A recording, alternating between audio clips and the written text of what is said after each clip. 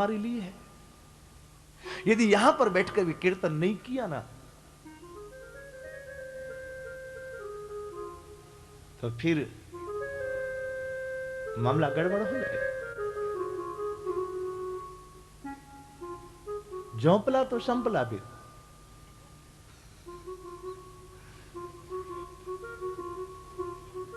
फिर कोई नहीं बचा सकेगा। जिह्वान वक्ति भगवत गुण नाम ध्येयम, जिसने अपनी वाणी से ठाकुर का नाम नहीं गाया, कानों से कभी भगवान की कथा नहीं सुनी, कीर्तन नहीं किया, जिसने अपना सिर कभी संत भगवंत के चरणों में नहीं झुकाया हो, जिसने अपने चित्त में श्री हरि का चिंतन नहीं किया हो, धर्मराज कहते ऐसे लोगों को नरक में लेके आना हो, ऐसे को लेके आओ यहां पर।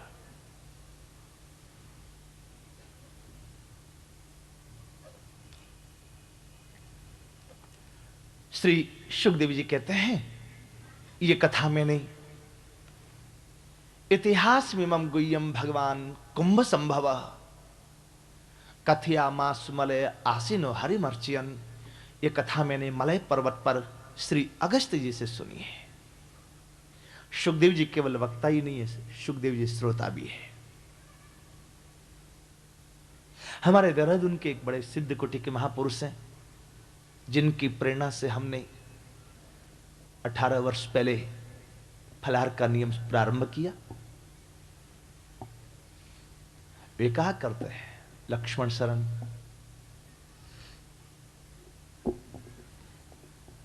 वही एक सफल वक्ता हो सकता है जो एक सफल श्रोता हो जाए। आज लोग 4 पंक्तियां याद कर लेते हैं, फिर उनको कहीं कथा में बैठने में, किसी और के पास बैठकर कथा सुनने में शर्म लगने लगती कि लोग क्या कहेंगे कि ये भी कथा सुनने आए हैं। आप कथा भगवान का स्वरूप है।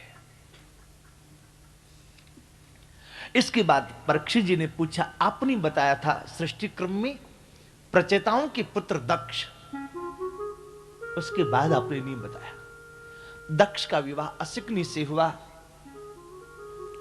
असिकनी की 11,000 पुत्र हुए, एक बार में 10,000, एक बार में 1,000। विश्वास नहीं आता होगा ना? अरे कलयुग वालों की बात नहीं, चाय पीने वालों की, ये सतयुग लोगों के, सतयुग के लोगों की बात है। सतयुग में लोग हजारों वर्ष जीते थे ना, उनकी बात है। श्रीमद् वाल्मीकि रामायण में चर्चा है, दशरथ जी 60,000 वर्ष के हो गए ना, तब राम जी का जन्म हुआ है। 60,000 वर्ष। मूल श्लोक पढ़े, मूल श्लोक पढ़े। षष्टे वर्ष सहस्राणि जात समम कौशिक। श्रीमद् वाल्मीकि रामायण में जब श्री विश्वामित्र जी राम लक्ष्मण को लेने के लिए आए हैं, वहां श्री विश्वामित्र जी को दशरथ जी ने कहा, जब मैं 60,000 वर्ष का हो गया तब जातस्य मम कौशिक,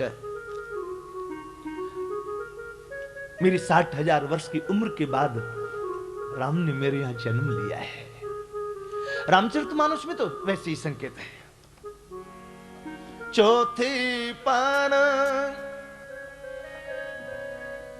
पायऊ सूत चारी,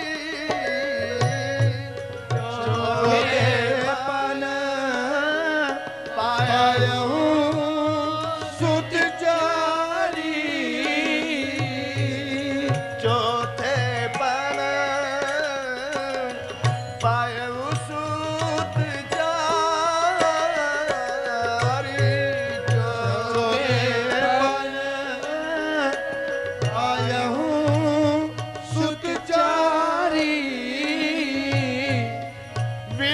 वचन नहीं कहे विचारी,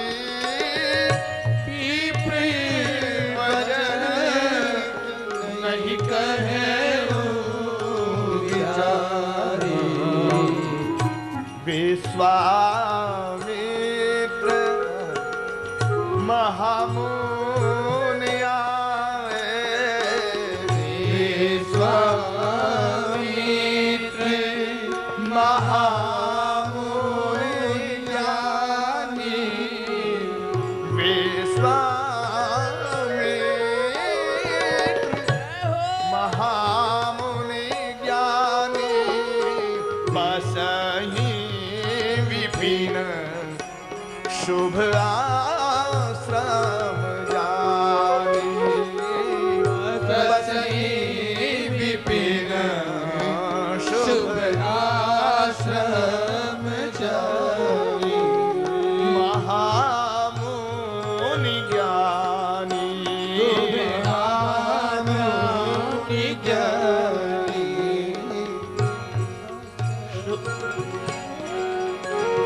शुभ आश्रम जानी, शुभ आश्रम जानी।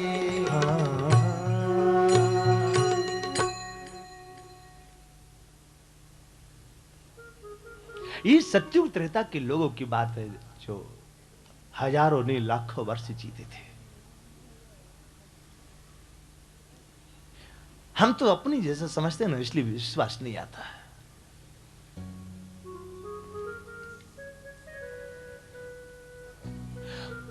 बूढ़े लोगों को मालूम होगा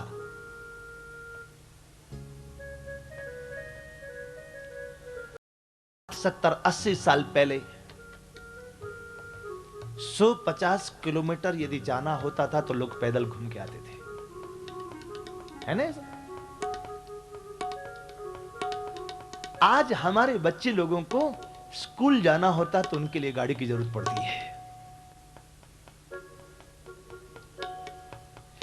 गोंदिया से यदि नागपुर जाना होता तो सवेरे जाते, दिन भर काम करके वापस पैदल रात को घर आ जाते गोंदिया पैदल। आज के बच्चों को कोई विश्वास हो पाएगा कि पहले के हमारे दादाजी लोग नागपुर पैदल जाते थे, वापस पैदल आते थे? नहीं। हमारे नौकर बच्चे तो बच्चे नौकर सब्जी लेने जाए तो उनको गाड़ी की जरूरत है। हमें कहां विश्वास होगी?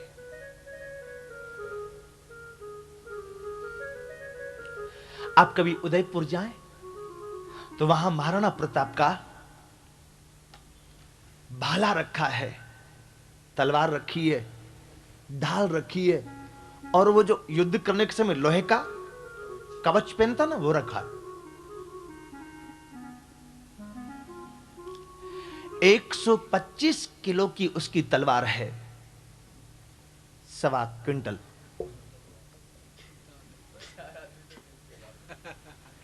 और वो महापुरुष घोड़े पर बैठ करके उस तलवार को हाथ में उठाकर, उसका कवच कितना होगा वो तो हम लोग सोच भी नहीं सकते, हिला भी नहीं सकते। और उस पर बैठ के वो 125 किलो की तलवार से युद्ध करता है। और खाता क्या है? जंगली घास की रोटी खाता है।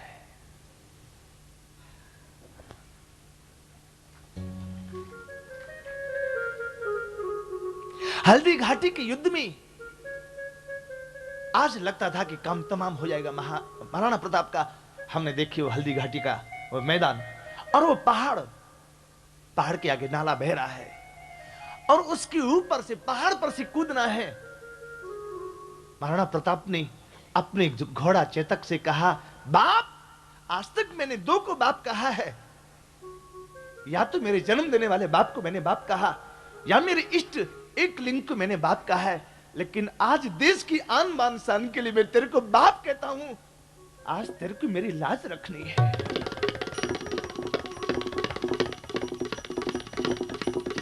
चेतक ने एक बार छलांग लगाई और पहाड़ से कूद के सीधा नाला पार करके उस पार कूदा। चेतक मर गया, लेकिन महाराणा प्रताप की लाज उसने रख ली। चेतक के मरने पर महाराणा प्रताप बहुत रोया। मेरे बाप के मरने पर मैं इतना नहीं रोया जितना आज तेरे मरने पर मैं रो रहा हूं।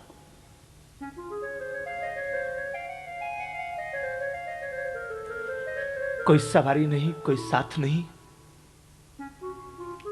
महाराणा प्रताप की पत्नी, उसका एक लड़का एक लड़की पैदल चल के प्राण बचा रहे हैं। आधी रात को महाराणा प्रताप के बेटे उदय सिंह ने कहा, मां मुझे भूख लगी है। मां ने कहा, चुप, सो जा।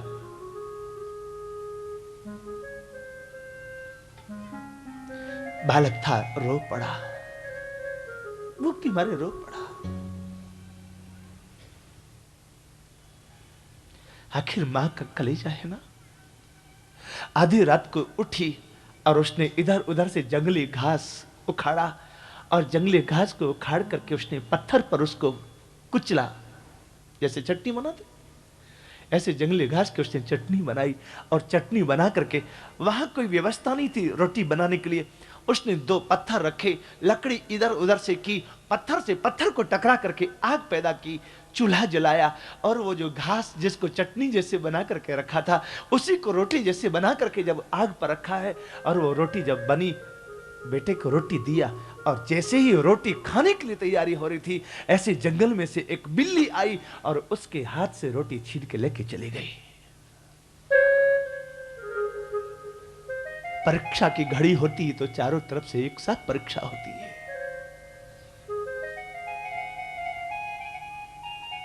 बेटा चीख पड़ा। महाराणा प्रताप ने चिट्ठी लिखी अकबर को कि मैं तेरे से संधि करना चाहता हूं, युद्ध नहीं करना चाहता। बच्चों की भूख ने मुझे तोड़ दिया। और जब महाराणा प्रताप के बेटे ने देखा कि मेरे पिताजी चिट्ठी लिख रहे हैं, क्या लिखा पिताजी? कहा कि मैं अकबर से संधि करने जा रहा हूं, तुम्हारी भूख मेरे से बर्दाश्त नहीं होती। और जहां महाराणा प्रताप की वो छोटी सी ऐसे लटकाने की एक और होती कटार, छोटा बच्चा भी तलवार उठा नहीं सकता, 1.25 क्विंटल की तलवार है, कटार थी, वो कटार उठाई उसने और जैसे ही गले पर रखने के लिए तैयारी की, महाराणा प्रताप ने पूछा, क्या कर रहे हैं? बच्चे ने कहा, बाबा यदि मेरे कारण आपकी आन बान शान झुकती है तो मैं अपने प्राण जन्मभूमि के लिए न्यौछावर करता हूं, लेकिन आप ये चिट्ठी मत लिखिए। मैं भूखे रहूंगा, कभी नहीं कहूंगा आपको, लेकिन आपका सर शर्म से झुकना नहीं चाहिए। इस भारतवर्ष में 3 शेर हुए जिन्होंने भारत मां का मस्तक ऊपर रखा है। 3 शेरों में एक है महाराणा प्रताप, एक है गुरु गोविंद सिंह। 4 मरे तो क्या हुआ, अभी तो आए 1000। गुरु गोविंद सिंह के 2 बच्चों को जीवित दीवार में चुन दिया गया, 2 बच्चे शहीद हो गए। सेवकों ने कहा, सच्चे बादशाह आपके 4 बच्चे शहीद हो गए। मुस्कुराते हुए कहा श्री गुरु गोविंद सिंह ने, कोई बात नहीं, 4 गए, अभी तो हजारों बैठे हैं सामने में। और एक भारत मां के सिर को ऊंचा रखने वाला हमारे राष्ट्र का शेर नहीं, महाराष्ट्र का शेर शिवाजी।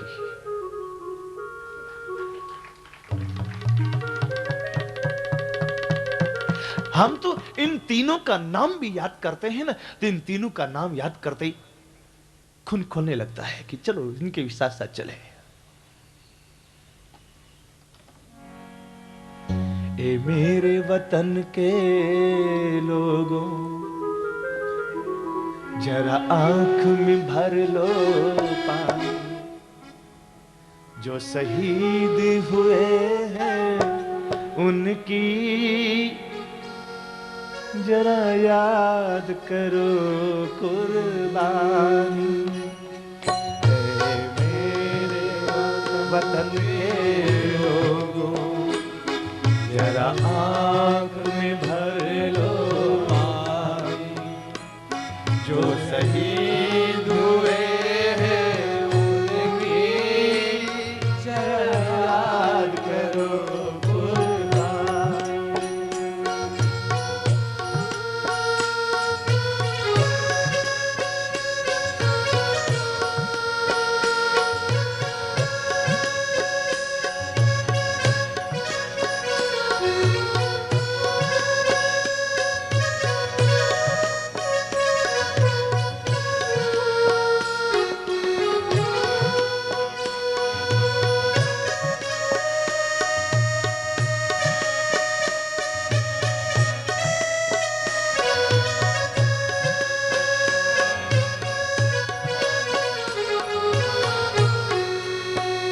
ये तो 3 नाम तो जाहिरात में है,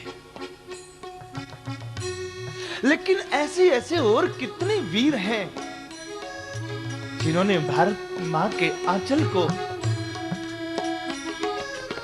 का दाग छुड़ाया है।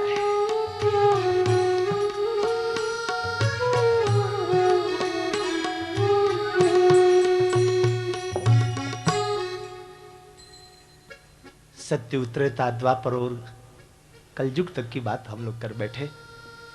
हम लोग उन्हीं की संतानें हैं। आप और हम सब अमृत पुत्र हैं। हमारा उपनिषद कहता है आप और हम सब अमृत पुत्र हैं, इसलिए मृत्यु की ओर नहीं, मृत्यु और मां अमृतम गमाया है। 11,000 बच्चों को नारद जी ने ऐसा पाठ पढ़ाया कि सब सन्यासी हो गए। दक्ष को जब पता लगा तो दक्ष ने श्राप दे दिया, अहो असाधु साधु नाम साधु लिंगे नस्तया। दिखने में नारद तो साधु जैसा दिखता, लेकिन तुम महा असाधु है। असाधु कारणाम भिक्षुर मार्ग प्रदर्शित। तूने मेरे छोटे छोटे बच्चों को भिखारी बना दिया, इसलिए मैं श्राप देता हूं। तस्मान लोकेषु ते मूढ़ा न भवेत् भ्रमतः पदम। जहां तुम ऐसे भटकते रहोगे, एक जगह कहीं टिक के नहीं रहोगे। तस्मान लोकेषु ते मूढ़ा न भवेत् भ्रमतः पदम। नारद जी ने कहा ये तो बड़ा अच्छा किया तूने। बहता पानी निर्मला बंधा गंधा हो,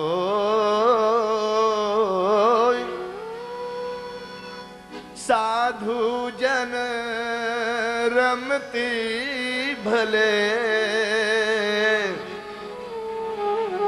दागन लागे को। नदी का पानी एक जगह टिक जाए तो खराब हो जाता है, बहता ही अच्छा है पानी। ऐसे साधु जन तो घूमते फिरते रमते राम ही अच्छे लगते हैं।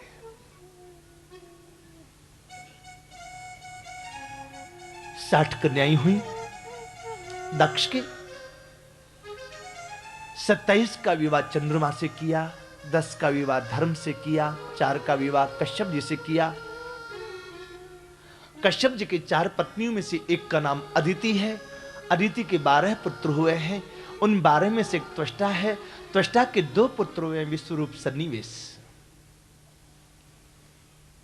एक बार देवगुरु बृहस्पति जी देवताओं से नाराज हो गए। गुरु तो महाराज ही अच्छे लगते, गुरु नाराज अच्छे नहीं लगते।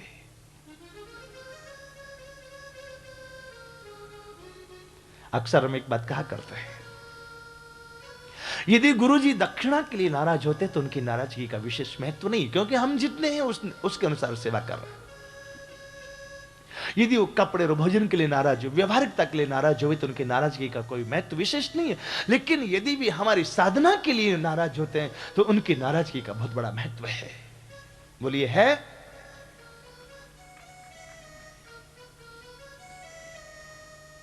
यदि भी हमारी उन्नति के लिए नाराज होते हैं तो उनकी नाराजगी का बहुत बड़ा महत्व है।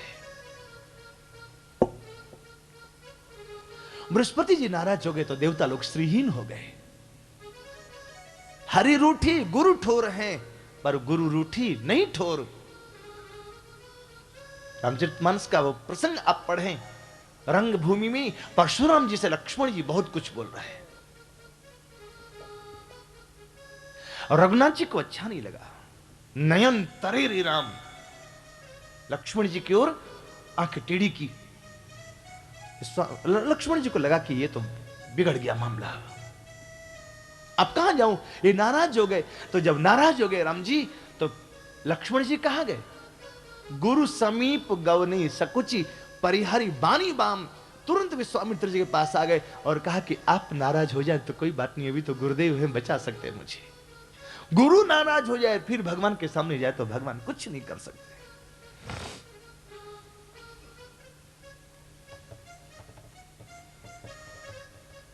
विश्वरूप को गुरु बनाया है। विश्वरूप ने नारायण कवच प्रदान किया देवराज को, लेकिन उधार के गुरु जी से काम नहीं चलता।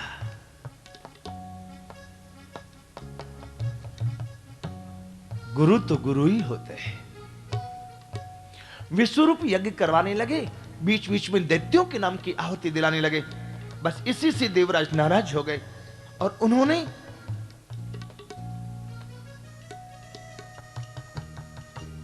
विश्वरूप को मार डाला।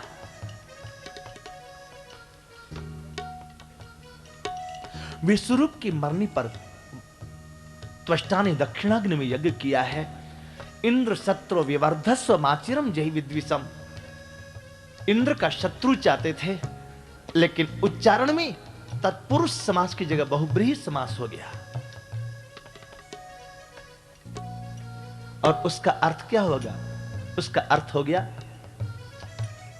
इंद्र का शत्रु पुत्र नहीं, बल्कि इंद्र ही जिसका शत्रु हो जाए ऐसा पुत्र।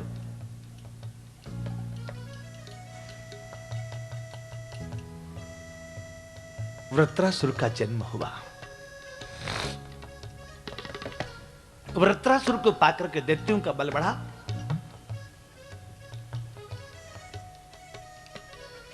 देवताओं ने बृहस्पति जी की शरण ली। दधीचि ऋषि की हड्डियों का वज्र बना है।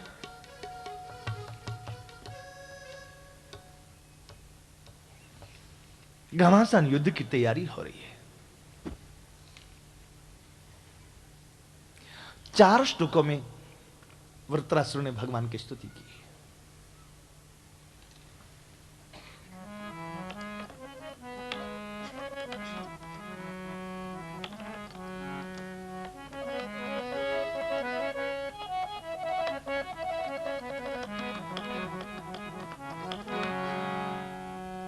वीणते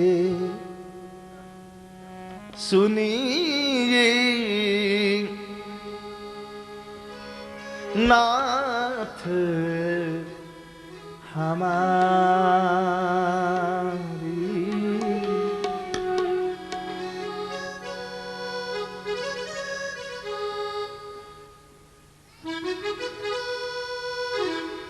इस बार गोंदिया कथा में हमारे गुरु भाई चुगल भैया ये पहली बार आए हैं इस यात्रा में भागवत जी की सेवा में। जन्मभूमि तो इधर छत्तीसगढ़ की है, लेकिन बहुत वर्षों से हमारे गुरुदेव की सेवा में ही 12 महीना अखंड रहते हैं। इस बार हमारी बहुत कठिन परीक्षा है। हमारे और भी गुरु भाई लोग कथा करते, कई गुरु भाई हमारे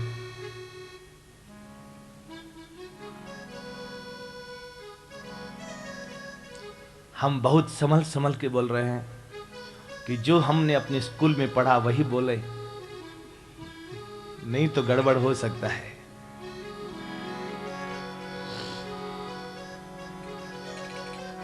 विनते सुनिए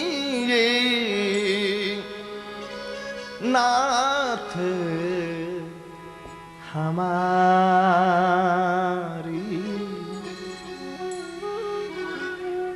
जैसे रामायण की चौपाइयां, सुंदरकांड की पंक्तियां कई कई ढंग से सब लोग गाते हैं, श्रीमद् भागवत जी भी ऐसे ही कई कई ढंग से गाई जाती है। बीच बीच में हम जब श्लोक गाते बहुत लोगों को लगता होगा कि पता नहीं क्या गा गए, लेकिन बीच बीच में श्रीमद् भागवत जी के श्लोक गाते हैं। ये वृत्रासुर की स्तुति के 4 श्लोक आप सुने। वीणते सुनिए नाथ हमारी।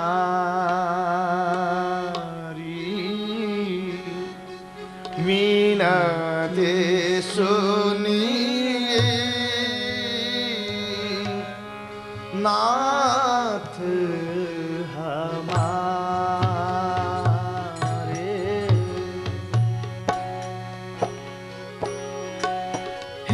हृदयेश्वर हरि हृदय बिहारी, मोर मुकुट पीतांबर धारे।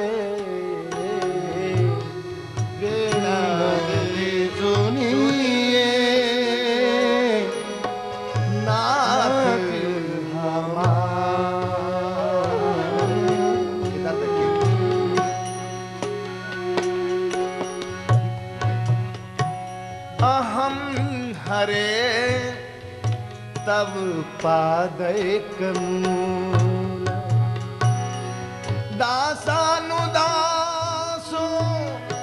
भवितास्मि भूय मनः स्मरेता सुपतेर्गुणास्ते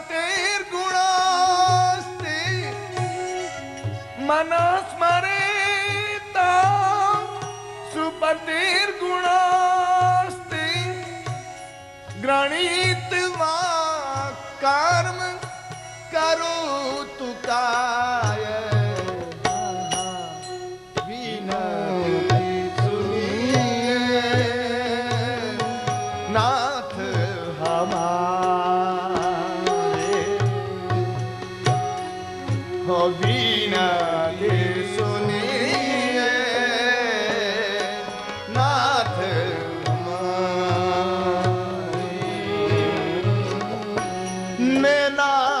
पृष्ठम न च पारमेष्टम न सार्वभौमं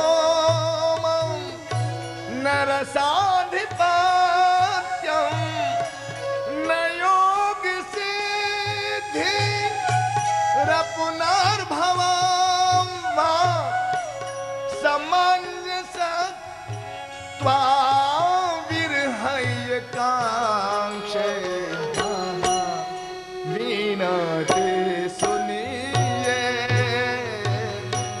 नाथ हमारे विनती सुनिए नाथ अजात पक्षा इव मातरम खगा स्तन्यं यथा वत्सतराक्षुधार्ता प्रियं प्रियेव व्युसितं विषण्णा मनोर्विन्दाक्षिदिदृक्षिते त्वां विनती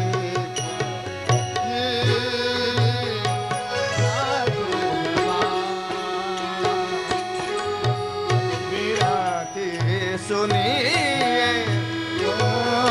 विनती सुनिए विनती सुनिए नाथ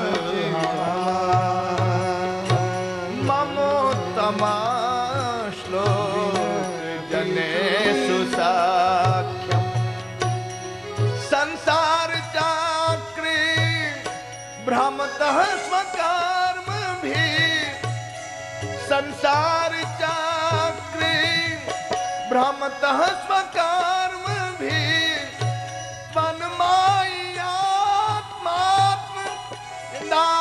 तन्माय्यात्मात्मदार्गैः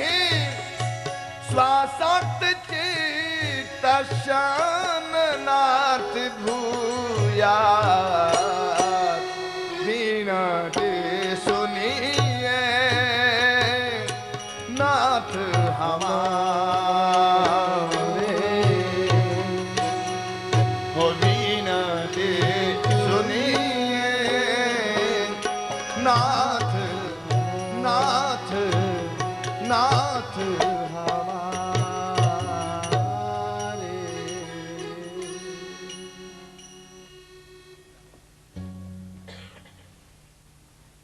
अब कुछ शास्त्रीय पक्ष की ओर ध्यान दें। यहां संगीत भी है तो शास्त्रीय, व्याख्या भी है तो शास्त्रीय है। विदेश का संगीत भी है तो पॉप म्यूजिक होता है। वहां धर्म का काम नहीं, वहां म्यूजिक भी हो तो pop music. Singer pop singer, उनका धर्म गुरु है तो उसको भी बोलते हैं पाप। ऐसी मात्रा ऊपर में नहीं होती है, ऊपर में चंद्राकार आधा चंद्राकार होती है। जैसे कॉलेज, कॉलेज को इंग्लिश में बोले तो कॉलेज। इसी तरह से इंग्लिश में बोले तो pop, pop singer, pop music, pop गुरु। लेकिन उसको यदि हिंदी में पढ़े तो सब पाप ही पाप है, धर्म कुछ नहीं।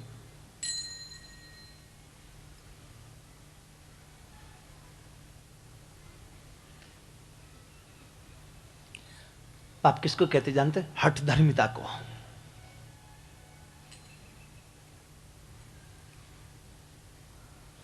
एक बार ईसा मसीह घूमने के लिए आए, ये देखने के लिए मरने के बाद 1000 साल के बाद में आया हो, तो ये देखने के लिए आया कि देखे आजकल के मेरे लोग क्या कर रहे हैं। एक चर्च में गया तो फादर को उसने कहा कि father I miss Masih, you know me. Father ने पकड़ा उसको के ले जाके कमरा में बंद किया कि बैठ चुपचाप। 10 दिन हो गया बेचारा ईसा मसीह कमरा में बंद। सवेरे शाम फादर आवे, उसको खाना पीना जो चाहिए वो दे दे, फिर कमरा बंद कर दे, बैठ चुप। तो ईसा मसीह ने कहा कि तू मेरे साथ ऐसा क्यों करता है? बाहर जाके तो ईसा ईसा चिल्लाता, भीतर में तू मेरे को। फादर ने कहा शट अप, कीप साइलेंट। अरे ईसा मसीह ने कहा कि ऐसा क्या हुआ?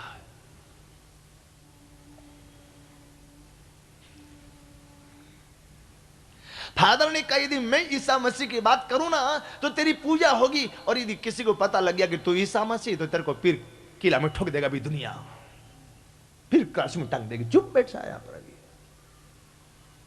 याद है तेरे को क्रॉस में टांगा था, मारा था वहां पर। हाँ, कहा कि लोगों को यदि फिर पता लग गया कि ईसा मसीह फिर आ गया तो फिर तेरे को क्रॉस में टांग के किला ठोकेगा। चुप बैठे यहां पर। विचित्रता दुनिया की। ईसा मसीह के नाम पर रोटी खाते, और ईसा मसीह आया तो उसको बेचारे वो कमरा में बंद करके रखा है।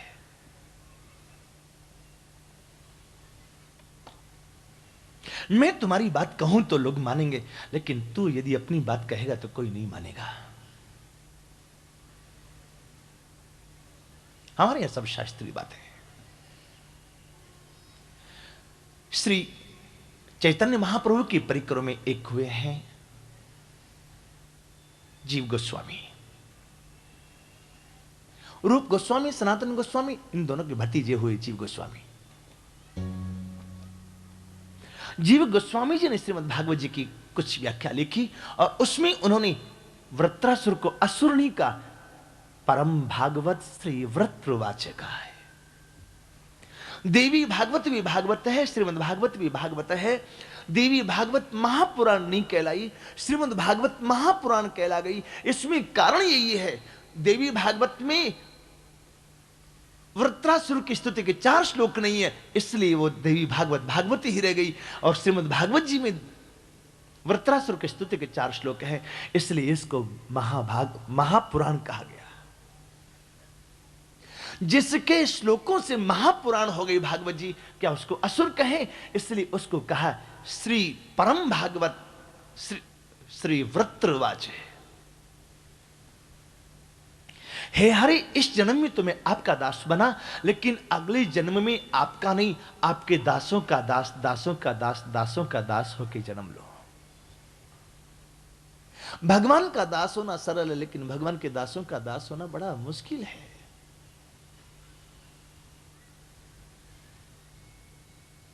मेरी वृत्ति आपके चरणों में लगी रहे, मैं आपका कीर्तन करूं, आपका दर्शन करूं, आपकी कथा सुनूं, मेरा मन हर पल आप में लगा रहे। मैं आपके दासों का दास होना चाहता हूं, और इसके बदले में मुझे स्वर्ग नहीं चाहिए, इसके बदले में ब्रह्मलोक नहीं चाहिए, इसके बदले में चक्रवर्ती राजा नहीं होना चाहता, इस बदले में कोई योगी और सिद्ध नहीं होना चाहता, इसके बदले में मुझे मुक्ति भी नहीं चाहिए। फिर क्या चाहिए? बोले समंजसत्वाविरह्य कांक्षे, तेरी याद आवे और आंखों से झरझर आंसू गिरने लग जाए, बस यही चाहिए। तेरी याद में रोता रहा। याद भी आवे तो कैसे? 3 उदाहरण दिए। अजात पक्षा एवं मात्रम खगा। आपने देखा होगा चिड़िया का छोटा सा बच्चा घोंसला में है, चिड़िया उड़ गई। अब वो चिड़िया का बच्चा घोंसला से बाहर गर्दन निकाल के ऐसे चारों तरफ देखता है, कहां गई मेरी मां। और जब वो मां आती, कुछ अनाज कुछ खाना लेकर के चहकती हुई आती, तो बच्चे को इतनी खुशी होती कि लगता है कि वो कूद पड़ेगा इस घोंसला में से बाहर निकल करके। जैसे ये बिना पंख का पक्षी अपनी मां के लिए व्याकुल है, हे सर्वेश्वर, मैं भी आपके दर्शन के लिए ऐसे ही व्याकुल रहा हूं। एक दूसरा उदाहरण, गाय का बछड़ा, 20 दिन का बछड़ा है। आज गाय पहली बार जंगल में गई है, बछड़ा घर में है। दिन भर वो बछड़ा इधर से उधर मां को देखता है, मां नहीं मिलती है। एक दो बार बोलेगा, पुकारेगा मां, फिर जब नहीं बोलती तो चुप हो जाता है। शाम को सूर्यास्त के समय पर गाय आती है, बाहर से रमाती हुई आती है, बछड़ा खड़ा हो जाता है, उसकी आवाज, मां की आवाज सुनते खड़ा हो जाता है। वो 20 दिन का बछड़ा जब उसकी मां आ जाए और 20 साल का लड़का उस बछड़े की रस्सी खोलना चाहे तो खोलने दे। वो 20 दिन का बछड़ा 20 साल के लड़के को दम गिरा देगा कि तूने मेरी मां से मुझे दूर किया है।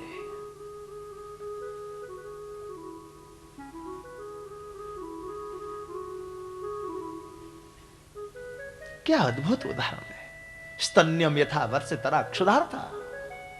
लेकिन ये दोनों उदाहरण थोड़े अधूरे हैं। बिना पंख का पक्षी तभी तक मां को याद करता जब तक पंख नहीं आते। पंख आने के बाद भूल जाता कि मेरी मां कौन सी है। दूध पर जीने वाला बछड़ा तभी तक गाय को याद करता जब तक दूध पीता है, फिर जब घास खाने लगे तो भूल जाता मां को। इसलिए तीसरा उदाहरण दिया, प्रियम प्रियेव विसितम विसन्ना। एक पतिव्रता पत्नी अपने पति को जीते जी तो याद करती है, उसके मरने के बाद भी याद कर करके रोती है अकेले में।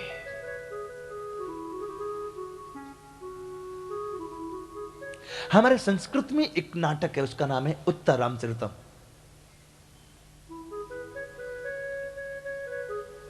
उत्तर रामचरितम में एक दृश्य है, राम जी का विवाह हुआ, सिया जी अयोध्या आई, 12 वर्ष तक राम जी कनक भवन में रहे। 12 वर्ष पूरे हुए तब एक दिन विचार किया कि मुझे दरबार में भी जाना चाहिए। राम जी प्रथम दिन दरबार में गए। अभी गए हुए कुछ पल बीते थे, सिया जी को राम जी के बिना सुना सुना कनक भवन अच्छा नहीं लगा। सिया जी ने दासी को पूछा, मां प्राण जीवन कब आएंगे? दासी ने कहा, जब ये सूरज पश्चिम में चला जाएगा तब आएंगे। पहले घड़ी नहीं हुआ करती थी, ये सूरज पश्चिम में चला जाएगा तब आएंगे। श्री किशोरी जी के, राम जी के महल में सूर्य नारायण भगवान का चित्र बना हुआ है, बहुत बड़ा, सूर्यवंशी है ना। 7 घोड़े हैं, अरुण नाम का सारथी, पंगु सारथी वो बैठा हुआ है, सूर्य भगवान पीछे हैं। सिया जी ने एक डंडा उठाया और वो चित्र में जो रथ के घोड़े बने हुए हैं उन घोड़ों को मारने लगी। तुम जल्दी पश्चिम में जाओ जिससे वे प्राण प्रीतम आवे लौट करके।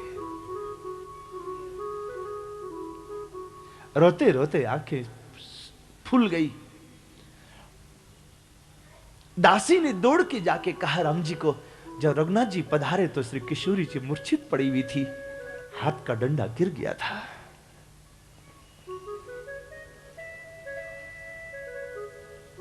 रघुनाथ जी ने जल छीट कर किशोर जी को होश में लिया और पूछा, भगवती ये क्या? बच्चों की तरह सिया जी रो पड़ी। जब सिया जी का विवाह हुआ उस समय सिया जी 6 साल की है, राम जी 15 साल के हैं।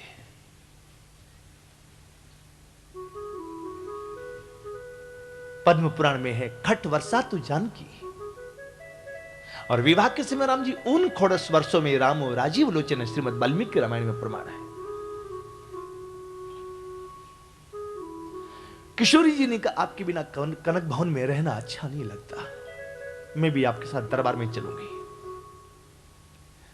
रघुनाथ जी ने कहा, ऐसी मर्यादा नहीं है, पिताश्री सिंहासन पर विराजे हों और आप मेरे साथ दरबार में जाएं, ऐसा अच्छा नहीं लगता। तब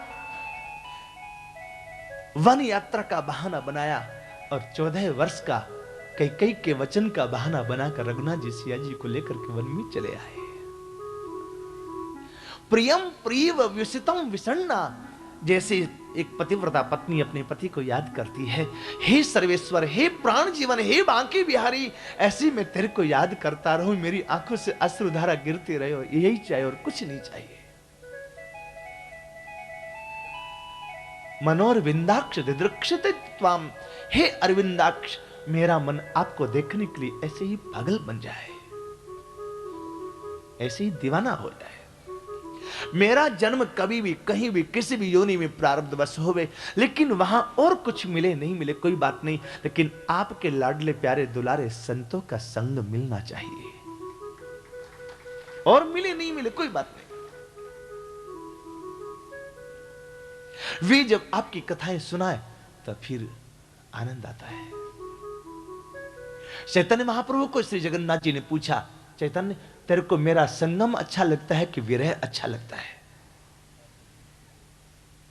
संगम विरह विकल्पो वर्मी विरहो ने संगमस्तस्य, संगम विरह विकल्पे वर्मी विरहो ने संगमस्तस्य। संगम और विरह में क्या अच्छा लगता है? चैतन्य महाप्रभु ने कहा, मुझे दोनों अच्छा लगता है। यदि मैं कहूं कि दोनों में से कोई एक चीज मांग तो क्या मांगोगे? महाप्रभु ने कहा, मैं दोनों ही मांगूंगा। अरे जब वियोग हो तो संयोग नहीं हो सकता, जब संयोग हो तो वियोग नहीं हो सकता। इसका मतलब क्या है? महाप्रभु ने कहा, आप भगवान के रूप से, भगवत रूप से आपका हमेशा वियोग बना रहे, लेकिन भक्तों के रूप से आपका संयोग बना रहे तो जिंदगी बड़ी आनंद में कटेगी। आप आ जाते तो फिर रोना आता कि हाय आ गए, पता नहीं कब चले जाए। तेरे आते ही तेरे जाने का गम सताने लगा है।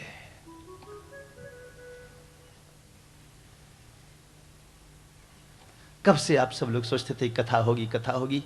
जब तक कथा होगी ये मन में था तो कितनी तैयारियां की, और उसके बाद एक एक करते आज 4 दिन खत्म हो गया। 8 दिन में से 4 दिन गया, 50 खत्म। द्वापर खत्म हो गया, कल से त्रेता लगेगा, और फिर उल्टी घड़ी चलना शुरू हो गई कि बस अब 4 दिन की और चांदनी।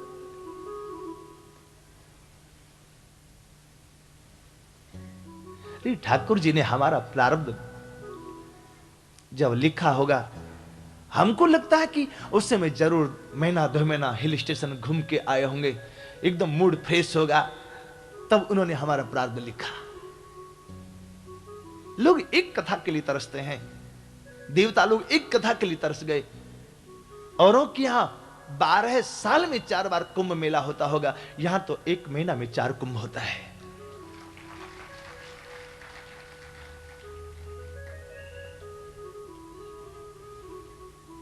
अभी द्वारिका का कुंभ पूरा हुआ, गोंदिया का कुंभ चल रहा है 10 तारीख तक, 11 से जांजगीर चांपा के पास में, 17 तक, उसके बाद फिर पंढरपुर, वहां से फिर उज्जैन के पास चांचौड़ा।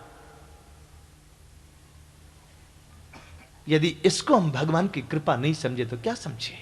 हमारा जैसा अनपढ़ आदमी, हिंदी पढ़नी नहीं आती ठीक से, अंगूठा छाप,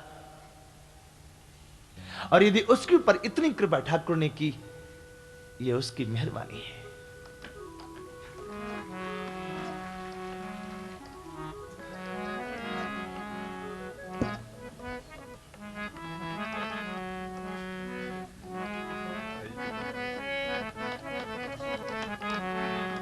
तेरी मेहरबानी का है बोझ इतना,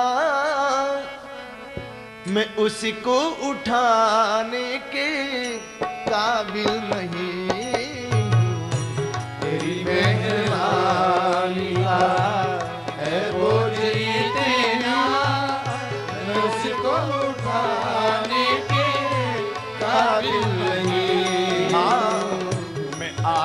गया हूँ, मगर जानता हूँ मैं तेरे दर पे आने काबिल नहीं। मैं हो गया हूँ, मगर जानता हूँ मैं तेरे दर पे आने के काबिल नहीं। तेरी मेहरबानी का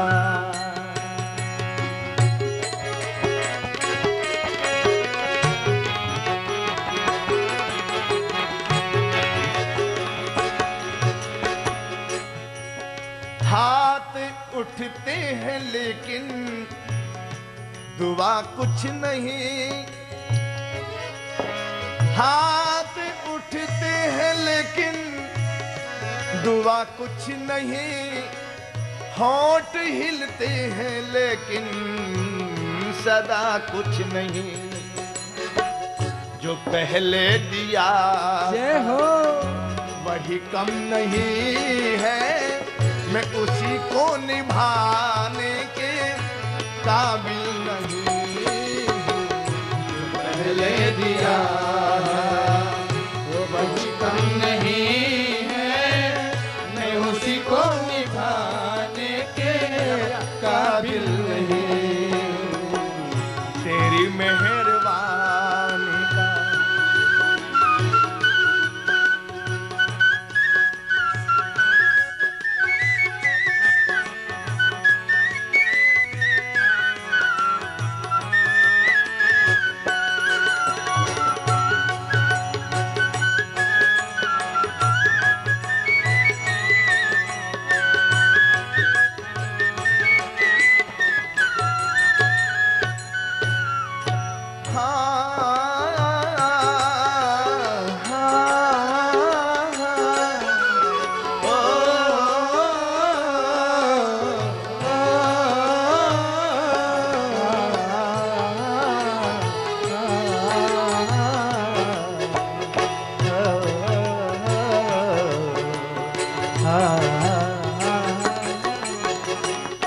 तेरी मेहरबानी का है वो जीतना।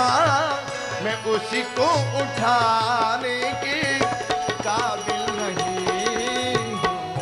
तेरी मेहरबानी का है वो जीतना। मैं उसी को उठाने के काबिल नहीं। हाँ मैं आ तो गया हूँ मगर जानता हूँ मैं तेरे दर पे आने के काबिल नहीं हूँ। मैं आ तो गया हूँ मगर जानता हूँ मैं तेरे दर पे आने के काबिल नहीं।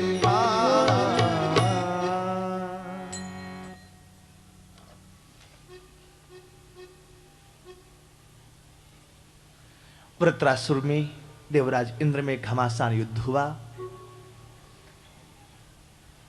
देवराज इंद्र ने वृत्रासुर को मारा, ब्रह्महत्या लगी। यज्ञ करके ब्रह्महत्या को समाप्त किया गया। परीक्षित जी ने पूछा यदि वृत्रासुर राक्षस है तो ऐसा भक्त कैसे हुआ, और यदि भक्त है तो राक्षस कैसे हो गया। तब वृत्रासुर की पूर्व जन्म की कथा सुनाई। चित्रकेतु नाम का राजा है, सूरसेन मंडल का राजा।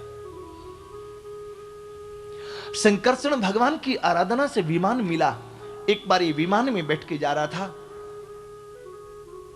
आकाश मार्ग से कैलाश के ऊपर से जा रहा था। देखा शंकर जी कैलाश में नाच रहे हैं। विमान रोक करके देखने लगा। नाचते नाचते शंकर जी ने एकाएक भगवती पार्वती को अर्धांग में वास दे दिया। समझ नहीं पाया चित्रकेतु और कहने लगा, एस लोक गुरु साक्षात धर्मम वक्ता शरीरणाम आख्याश्चते सभायाम वही मिथुनी भूय भार्या। दिखने में ये जगत गुरु जैसे दिखते हैं, लेकिन भरी सभा में इन्होंने अपनी पत्नी को गोद में उठा लिया। संकोच नहीं हुआ। शंकर जी तो नहीं बोले, लेकिन पार्वती जी ने कहा, क्यों रे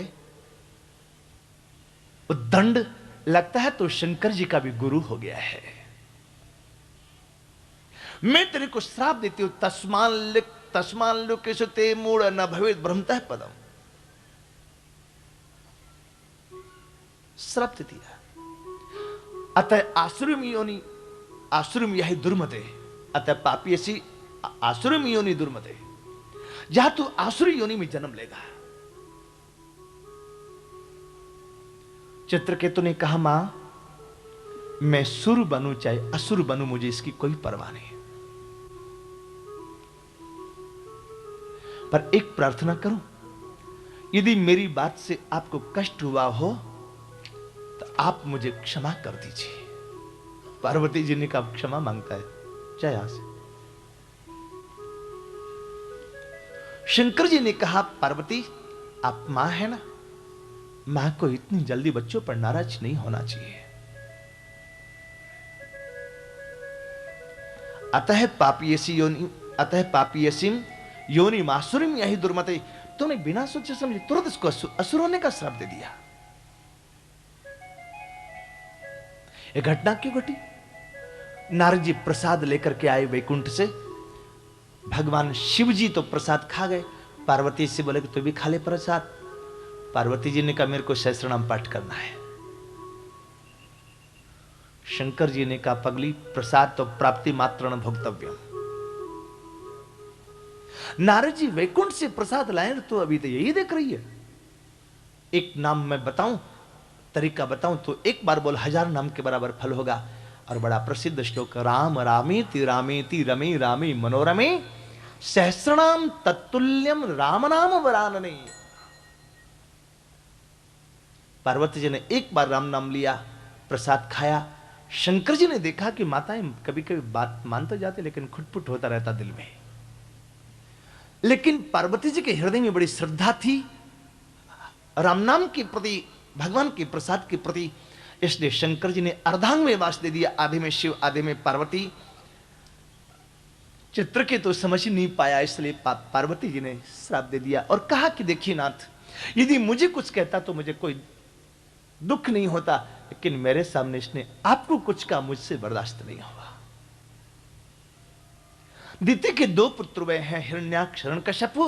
जब हिरण्याक्ष हिरण्यकश्यप इन दोनों को मार डाला भगवान ने, तब श्री दिति ने कश्यप जी से पूछ करके 1 वर्ष का पयोव्रत व्रत किया है, इससे इसके 49 मर्द गुणों का जन्म हुआ। कहलाने चाहिए थे दैत्य, लेकिन कहलाए देवता, क्योंकि दिति के व्रत में विघ्न हो गया था। इसलिए गर्भस्थ बालक के 7 टुकड़े किए देवराज ने। फिर वो 7 टुकड़े 7 पुत्र के रूप में बदल गए। 7 पुत्रों को फिर 7 टुकड़े करके 49 टुकड़े किए, वे 49 बालक हो गए। इन्होंने कहा, अब हमें मारते क्यों, अब हम आपके शत्रु तो रहे नहीं, आपके मित्र हो गए हैं। दिति को जब पता लगा तो उन 49 पुत्रों को देवताओं के साथ विदा किया। ये 49 मरुदगण कहलाए। हरि प्रेरित तेहि अवसर चले मरुद ऊंचा, अट्टहास करे गर्जा कपि बढ़ी लागी आकाश। श्री परीक्षित जी ने सुखदेव जी को बात पूछी, बाबा मुझे एक बात नहीं समझ आई। समा प्रिय सुहृद ब्रह्मन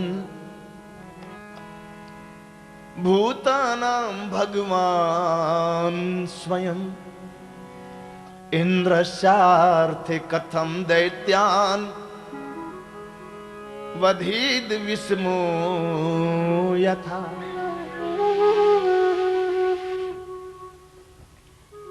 भगवान ने सबको बनाया, सारे जीव भगवान के बोले हां। फिर ये क्या, ठाकुर देवताओं का पक्ष करके दैत्यों को मारते क्यों? सुखदेव जी ने कहा, परीक्षित बहुत अच्छा प्रश्न किया। ऐसा ही प्रश्न एक बार तुम्हारे दादा युधिष्ठिर जी ने नारद जी से किया था। कब? जब राजस्व यज्ञ हो रहा था, प्रथम पूजा श्री कृष्ण की होने लगी, शिशुपाल गालियां देने लगा। 100 गालियां पूरी हुई, भगवान ने चक्र से गला काट दिया। शिशुपाल की आत्मज्योति भगवान में समा गई। देवताओं ने पूछे, ये क्या किया? क्या हुआ? जन्म जन्म मुनि जतन करें पर रहे अंत में खाले, गए तुम्हारी धाम निशाचर दे दे सो सो गाले। जन्म जन्म मुनि जतन करे पर रहे अंत में खाले, गए तुम्हारे धाम निशाचर दे दे सो सो गाले। प्रभु तेरी लीला अजब निराले, हरे जी तेरी लीला अजब निराली। उमर गमाए पार न पाए, उमर गमाए पार न पाए, बड़े बड़े तपशाली। प्रभु तेरी लीला अजब निराले, प्रभु तेरी लीला अजब निराली। हरि जी तेरी लीला अजब निराले, हरि जी तेरी लीला अजब निराली। आपने कानून कुछ और बनाया, किया कुछ और। माला जपने वाले बैठे हैं, गाली देने वाले आपके धाम जा रहे हैं। ये क्या? जन्म जन्म मुनि जतन करे, जन्म जन्म मुनि जतन करे। हाँ हाँ हाँ। जन्म जन्म मुनि जतन करे पर रहे अंत में खाले। जन्म जन्म मुनि जतन करे पर रहे अंत में खाली। गए तुम्हारे धाम निशाचर दे दे सो सो गाले। गए तुम्हारे धाम निशाचर दे दे सो सो गाले।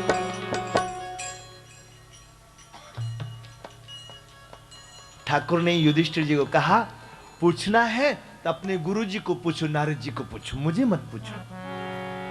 नारद जी को पूछा, बाबा ये सब क्यों हुआ? नारद जी ने कहा, कामम क्रोधम भयम स्नेहम यथा भक्तेश्वरे मनः आवेश तदगम हित्वा बहवस्तद्गतिम गताः। नारद जी कहते हैं, बेटा उन परमात्मा को काम से, क्रोध से, भय से, स्नेह से कोई कैसे भी याद करे। कामाद् द्वेषाद् भयाद् स्नेहात् यथा भक्तीश्वरे मनः आवेश्य तदघम हित्वा बहवस्तद्गतिं गताः। गोप्यः कामाद् भयाद् कंसु द्वेषाच्च ध्यानयो नृप। द्वेषाच्च ध्यानयो नृपा। संबन्धाद् वृष्णयः स्नेहात् यूयं भक्त्या वयं विभु। यूयं भक्त्या वयं विभु। कामात् क्रोधात् भयात् स्नेहात्। कामात् क्रोधात् भयात् स्नेहात्। कामात् द्वेषात् भयात् स्नेहात्। कामात् द्वेषात् भयात् स्नेहात्।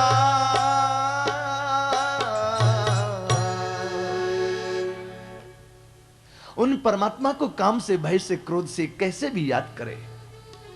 वेन किसी रास्ते में नहीं था,